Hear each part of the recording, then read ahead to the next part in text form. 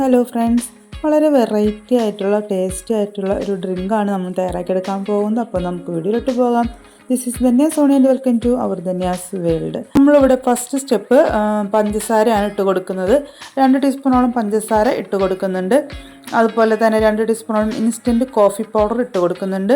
2 ടീസ്പൂണോളം വെള്ളവും ചേർത്ത് കൊടുക്കുന്നുണ്ട്. നമ്മൾ സാധാരണ ഡൽഗോണ കോഫിക്ക് തയ്യാറാക്കിയെടുക്കുന്ന ക്രീമാണ് ഫസ്റ്റ് സ്റ്റെപ്പിൽ നമ്മളിവിടെ ചെയ്തെടുക്കുന്നത്.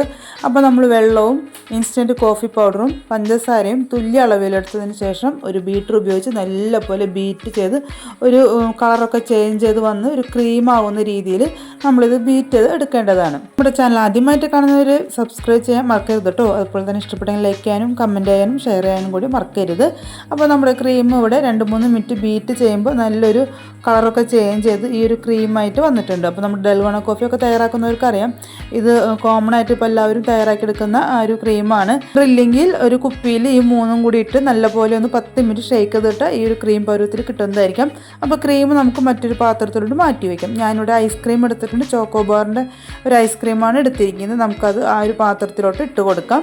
അപ്പോൾ ഐസ്ക്രീമൊക്കെ കുറച്ചൊക്കെ മെൽറ്റായി വന്നിട്ടുണ്ട്. സാരിൽ നമുക്കത് നല്ലപോലെ മെൽറ്റ് ചെയ്തിട്ട് എടുക്കണം. ശരിക്കും എൻ്റെ കയ്യിൽ നിന്ന് ഈ വീഡിയോ ഞാൻ എഡിറ്റ് ചെയ്ത് വെച്ചിട്ട് സേവ് ആക്കാൻ മറന്നുപോയി. പിന്നെ കംപ്ലീറ്റ് വീഡിയോ പോയതിന് ശേഷം ഞാൻ വീണ്ടും വീഡിയോസൊക്കെ റിക്കവർ ചെയ്ത് എടുത്തേക്കാണ്.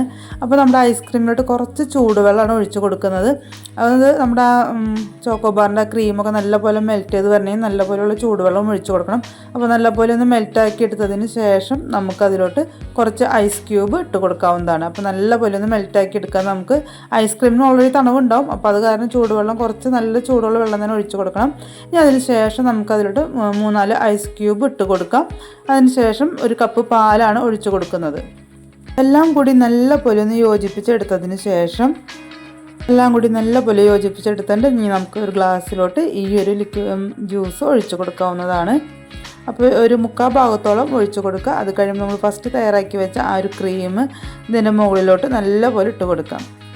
ചൂട് സമയത്ത് ഈ ഒരു ഡ്രിങ്ക് കഴിക്കുന്നതായിരിക്കും കൂടുതലും ടേസ്റ്റ്. ഇത്രയും ആയി കഴിഞ്ഞ് നമ്മുടെ ഈ ഒരു സ്പെഷ്യൽ ഡ്രിങ്ക് ഇവിടെ തയ്യാറാക്കി കഴിഞ്ഞിട്ടുണ്ട്. എല്ലാവരും തീർച്ചയായിട്ടും തയ്യാറാക്കി നോക്കുക.